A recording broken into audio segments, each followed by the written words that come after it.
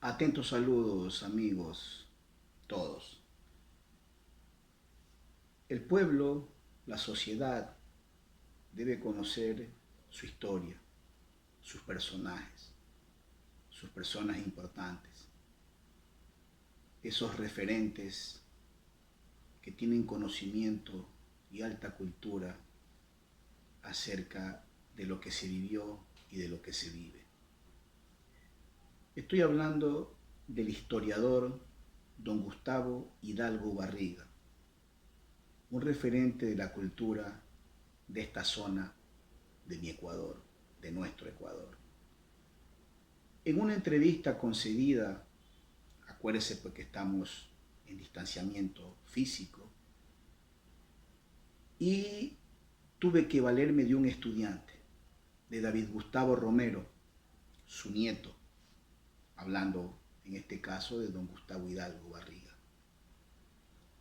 Él le realiza una entrevista donde se habla de diferentes tópicos, igual de la familia, de racismo, de la Caracas de hace 50 años, se habla un poco de Eloy Alfaro, ahora que estamos conmemorando la liberación, o perdón, estamos hablando acerca de las libertades, y Alfaro fue un precursor de estas libertades.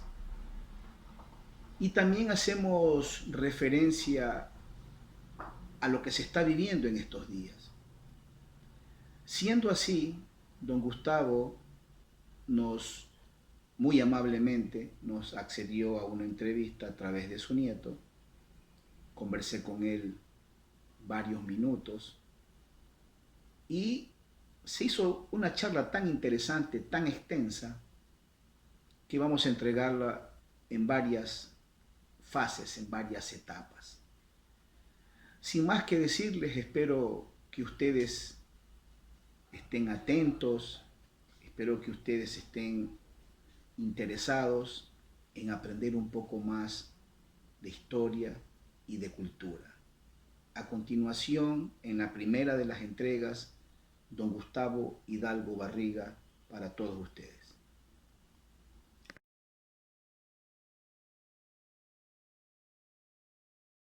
Bueno, eh, su pensamiento sobre el general Eloy Alfaro.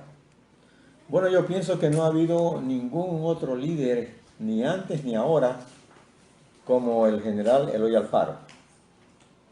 ¿No? Un hombre con liderazgo, con valentía, con decisión. ¿No?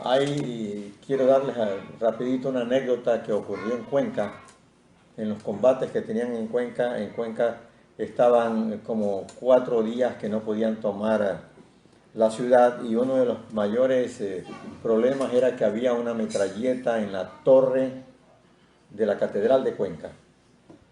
Y todo el mundo decía, es que no podemos salir porque nos disparan, porque no nos dejan avanzar, porque nos disparan desde la torre.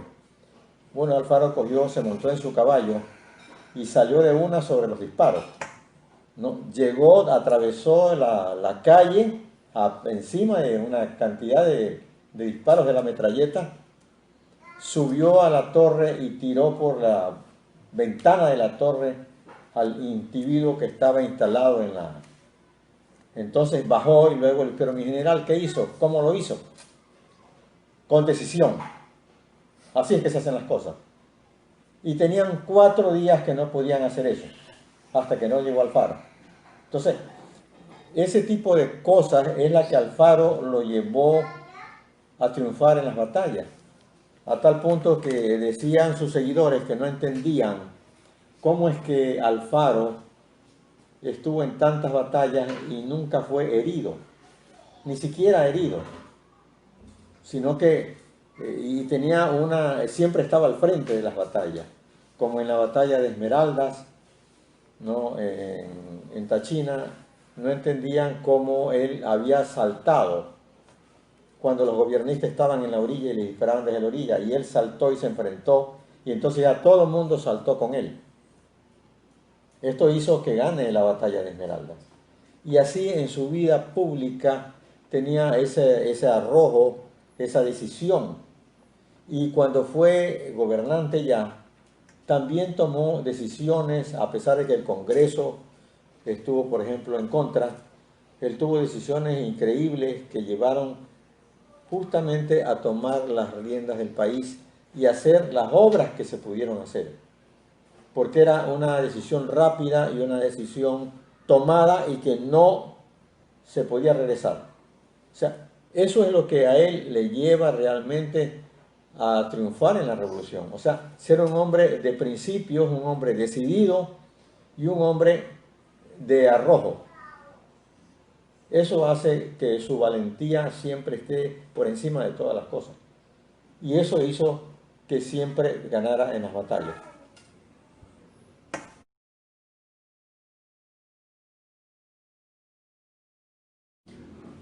Don Gustavo, la palabra corrupción es de las más escuchadas en nuestro país en la actualidad.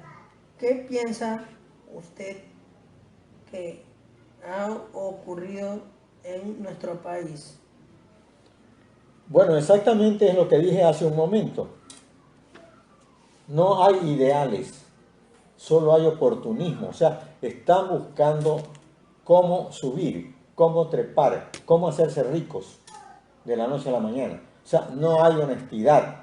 Se han perdido los principios desde hace rato, ¿no?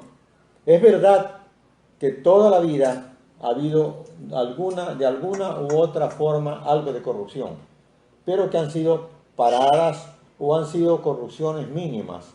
Pero hoy en día es un horror cómo todos los días estamos viendo los robos cuantiosos de estos politiqueros, de estos sinvergüenzas, que no se les puede decir otra cosa, porque son tan descarados, tan caraduras, que al día siguiente están diciendo que ellos son honestos, que ellos no han cogido nada, cuando los están cogiendo con las pruebas en la mano, en las bodegas, en las salas de su casa, en los garajes, en sus carros. Entonces es inaudito lo que está ocurriendo en el país. Y esto posiblemente es la causa de la educación de los últimos tiempos. Por decir, en los últimos años la educación se ha degenerado. Y ahí vemos justamente las consecuencias que van a pagar más adelante. ¿Por qué?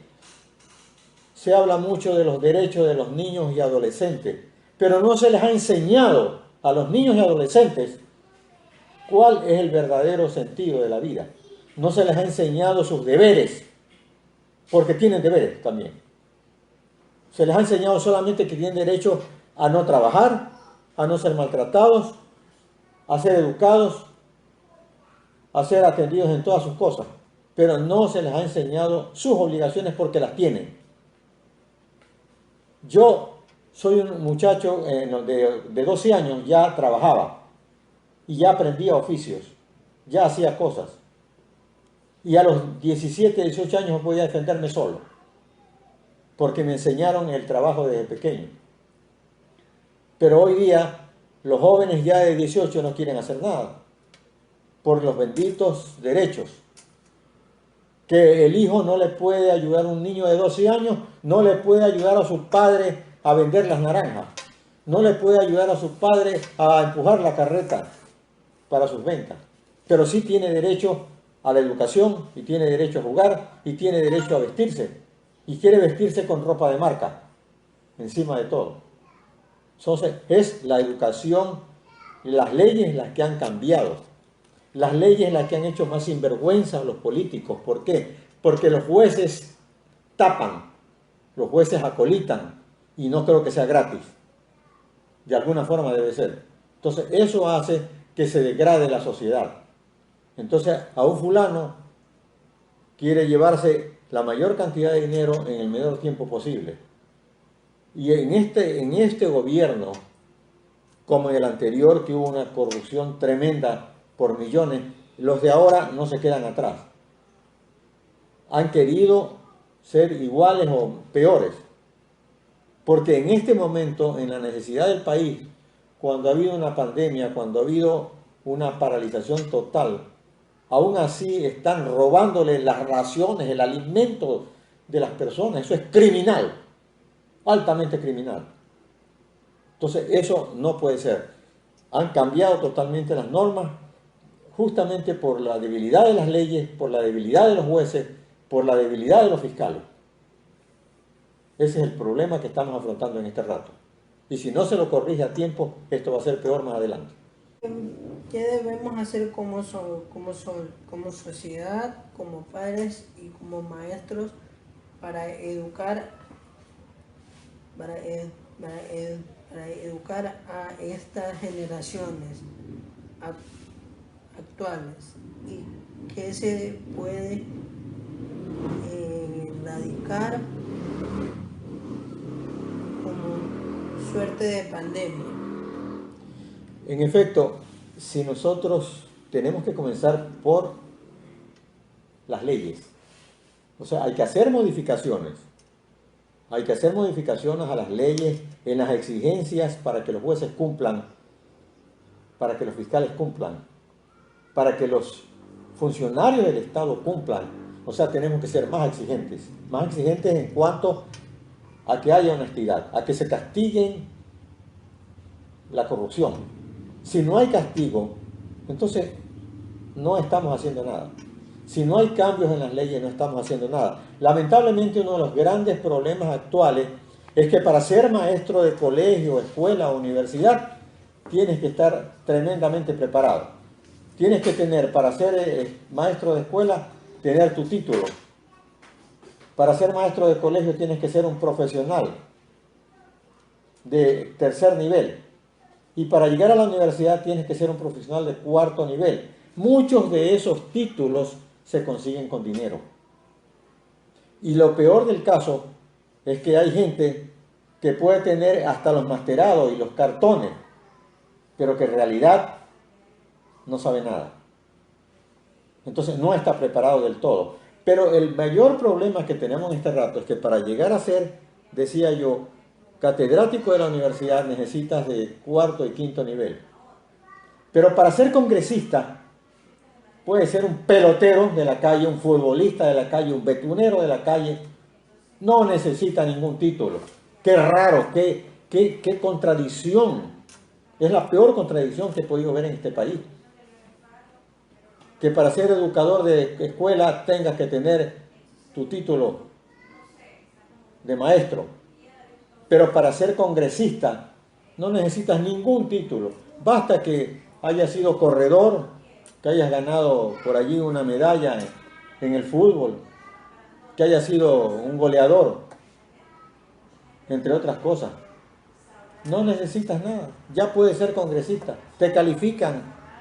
Qué raro, ¿no? Es rarísimo. Entonces, desde ahí tenemos que comenzar. ¿Cómo es posible que la gente que va a hacer leyes al Congreso no sepa ni dónde diablos está parado?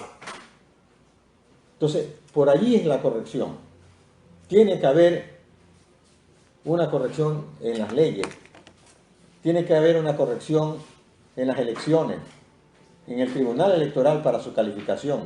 No puede ser que un pelotero sea congresista y después no pueda ni siquiera dar un discurso en el Congreso, ni siquiera tenga la personalidad para pararse ante el Congreso y decir esto no puede ser o propongo esto. Ahí nadie va a proponer. Las leyes hay unos sinvergüenzas que son los que, 4 sinvergüenzas que las hacen o las copian de otro país, como ya lo hemos visto. Han traído copias de leyes españolas que no han servido para que no las puedes aplicar en nuestro medio. Entonces, ese es el desastre. Que los que hacen las leyes aquí en el Ecuador son gente ignorante, con raras excepciones.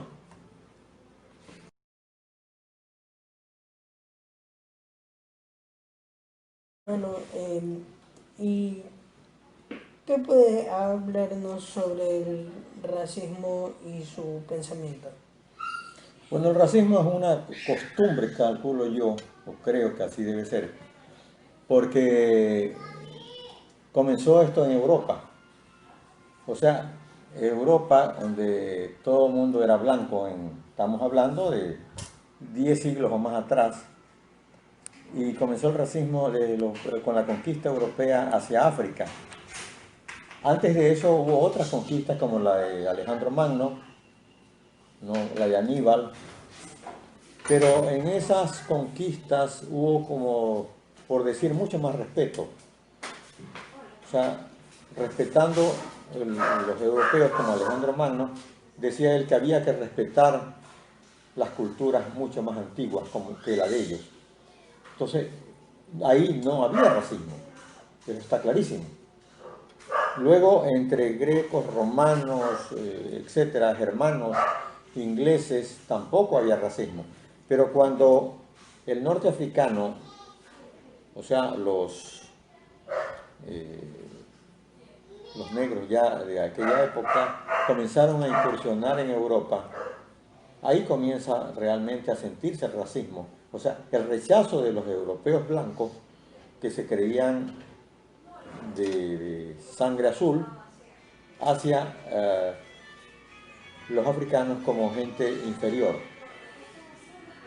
Y no solo por eso, sino porque los europeos se sentían muy educados, etcétera, etcétera, cuando las otras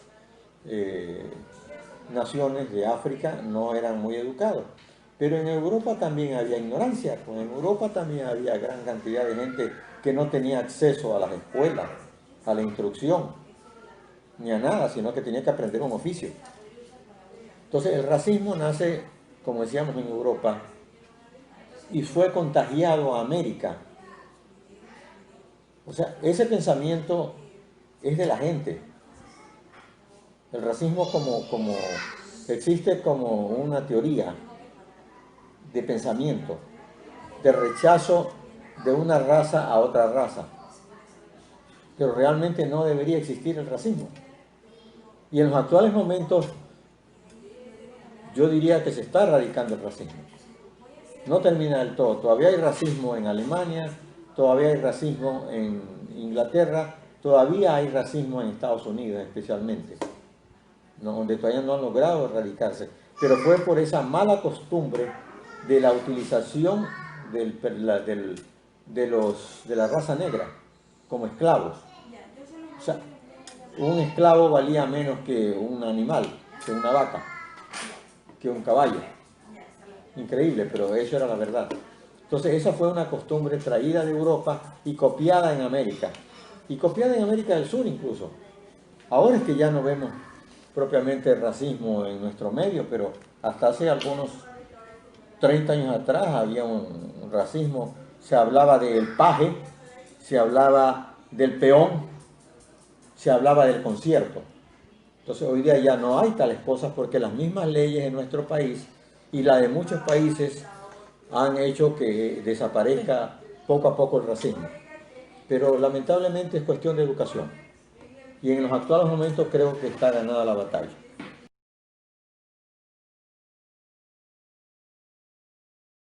Con el confinamiento debido a la pandemia, ¿se ha valorado la vida familiar?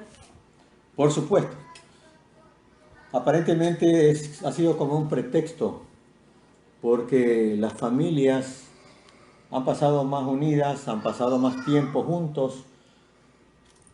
Como resultado está que esa reunión familiar trae consecuentemente la conversación, trae la unión, trae la diversión entre familia para poder matar o pasar el tiempo en que estamos en confinamiento.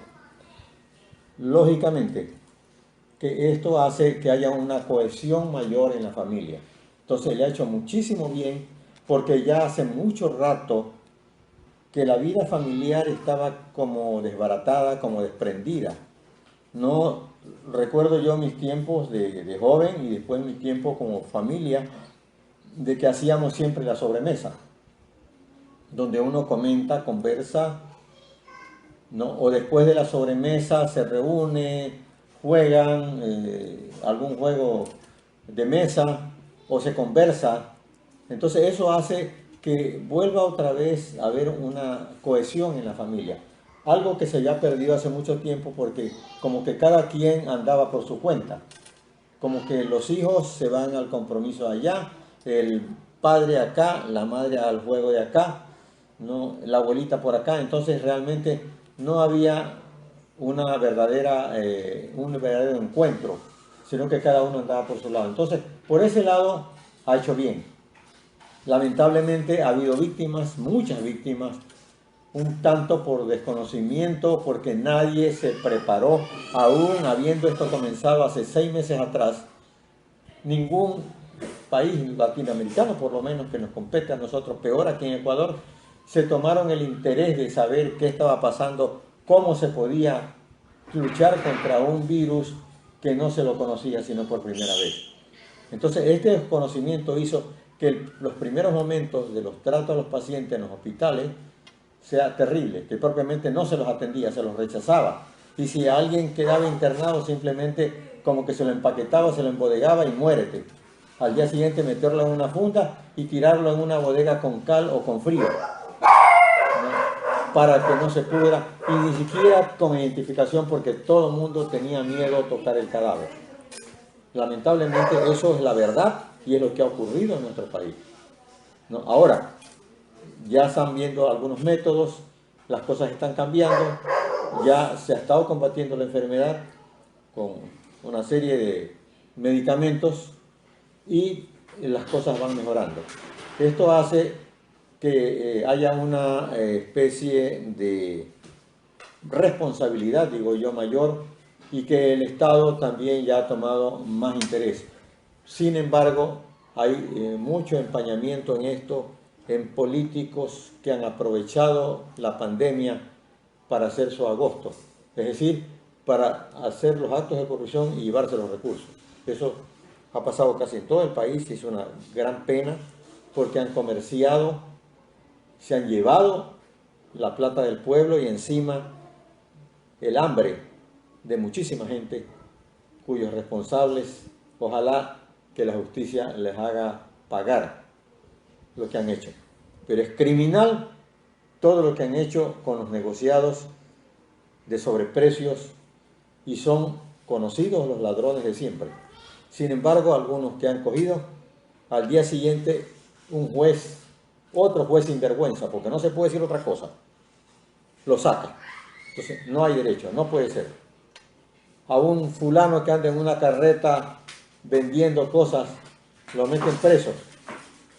Ese sí va preso, va por 20 días, va con una multa. Y el ladrón que se lleva 5 millones, al día siguiente lo sacan. Entonces, eso no puede ser. Y de esto nos deja una lección a nivel nacional y a nivel internacional, de tener más cuidado, porque definitivamente la pandemia se regó a través de la vía aérea. Fueron justamente las personas que viajaban internacionalmente los que vinieron trayendo la pandemia, especialmente a Latinoamérica. Entonces, el control hizo falta, el gobierno falló totalmente, hay una ineptitud gubernamental a todo nivel, que da vergüenza. No se puede ser que las cosas sigan ocurriendo así. Esperemos mejores días y que esta pandemia se la domine como se la parece dominando, y tengamos ya que poder salir de este confinamiento y tener otra vez un poco de libertad. Lógicamente que habrá que tener muchísimas restricciones y mucho más cuidado que antes.